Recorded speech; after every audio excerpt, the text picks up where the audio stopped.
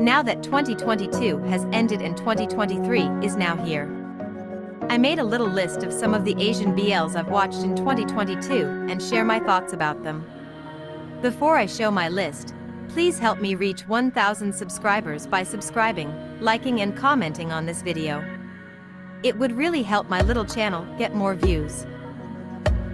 Star in my heart.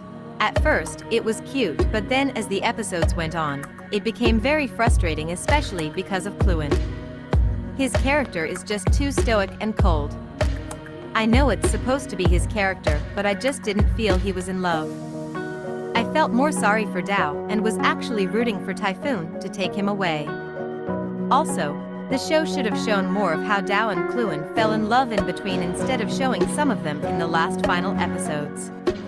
It would have made me understand why they couldn't move on, but all they emphasized was that they are in love and unable to say their feelings, but not show what made them fall in love. So yeah, it's not bad, but it's not good either. It's an okay watch as a filler, but if you want a more fleshed out storyline, this is not it.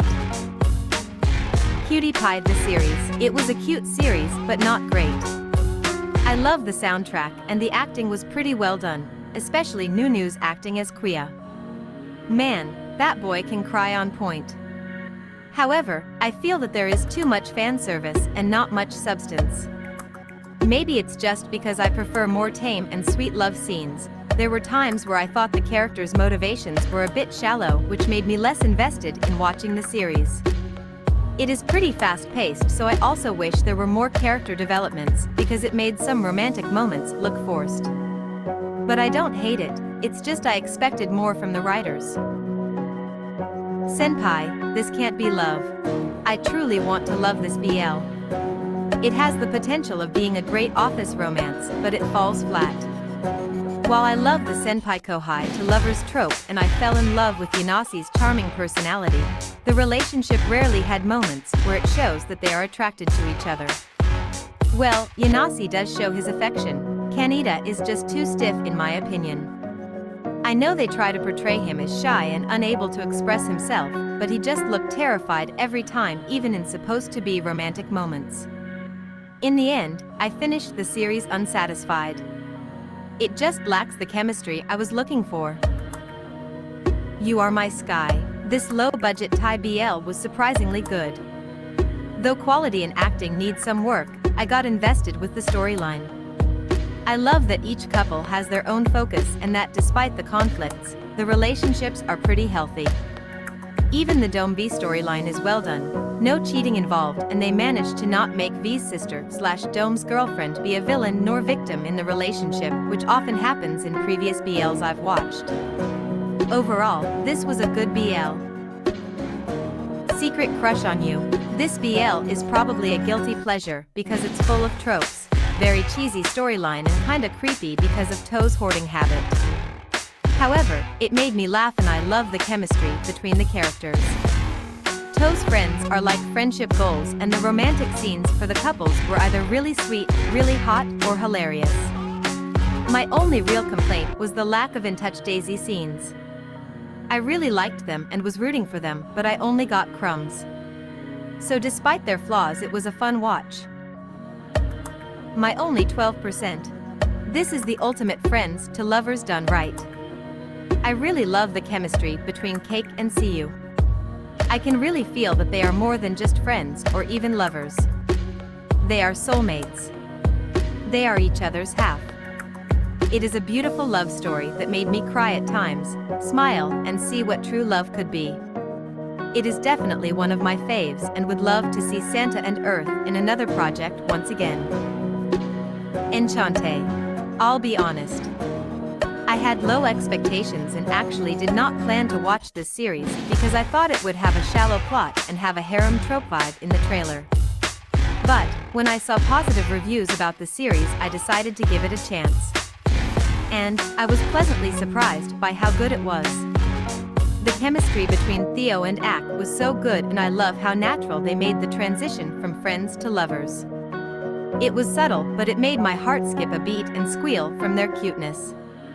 I like that it has moderate amounts of romance, humor, and drama. Very classy yet refreshing. Would definitely recommend this series to new BL fans and rom-com lovers. Blueming. This series is really short but sweet. The visuals are amazing. The lead's chemistry somewhat emits maturity at the same time youthfulness, which I really like. They made the opposites attract trope work effortlessly. They also made their love scene aesthetically and artistically pleasing. My only complaint is that it was too short and I want to see more. Old-fashioned cupcake. This is probably one of my favorite Japanese BL ever. Most Japanese BLs I've watched tend to overreact to the point that it's sometimes ridiculous, and I never saw it in this wonderful office drama. It was natural and realistic. I love the little mini dates they have, which always makes me envious because I want to eat every single food they eat. It was also very adorable, especially every time Tagawa eats with his squirrel cheek face.